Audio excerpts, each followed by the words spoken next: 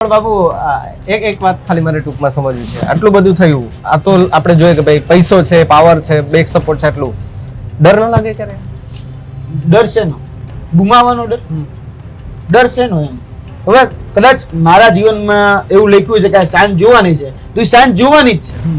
કાલ નથી જોવાની તો નથી જ જોવાની, એ ઉપરથી નક્કી કરીને હું આવ્યો છું. પણ મારે મારું કર્તવ્ય કે મારે મારું કર્મ તો નિષ્ઠાપૂર્વક કરવું ને. હું આ જીવનમાં આવ્યો છું તો આ સંઘર્ષમાં અત્યારે જે કરી રહ્યો છું. મારો પ્રશ્ન ખાલી હતો કે ગાંધીનગરમાં પેલા છોકરાઓ આંદોલન કરે છે તો ત્યાંથી એને ધમકાવે છે, ચાલો નીકળો કે અહીંયા હવે સત્ર પૂરું થઈ ગયું, હવે તમને કોઈ નહીં સાંભળે. એટલે હવે મને એવું લાગે છે કે સરકાર નક્કી કરવાની છે કે પછી પોલીસ નક્કી કરવાની છે કે લોકોની ભરતી કરવી. એટલે પોલીસે સતત ધમકાવે છે, તો આવું ધમકાવે છે, ડરાવે છે, ચીટકા ભરે છે, અંદર રૂમમાં જઈને મારે છે, એફઆઈઆર દાખલ કરી છે. ખબર છે? 10 વિદ્યાર્થી, બીજા કાલે 10 વિદ્યાર્થી, 20 વિદ્યાર્થી ઉપર એફઆઈઆર દાખલ કરી.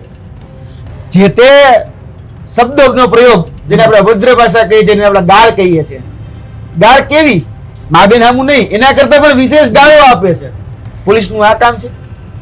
ખરેખર પોલીસનું કામ શું છે? એટલે કાયદો જાળવવાનો છે ને. અત્યારે તો દલાલ બને છે, પ્રવક્તા નહીં, દલાલ શબ્દ વાપરો ને, દલાલ હું વાપરું છું તમને. દલાલ બને છે, સરકારની ભારતીય જનતા પાર્ટીની દલાલ બનીને કામ કરે છે. આ દલાલ બનવાની ક્યાં જરૂર છે? ખરેખર બહુ એને ચરબી ચડી છે. મિત્રો, આવા જ વિડીયો અને શોર્ટ્સ જોવા માટે આજે જ અમારી ન્યૂઝ રૂમ યુટ્યુબ ચેનલને સબસ્ક્રાઇબ કરો.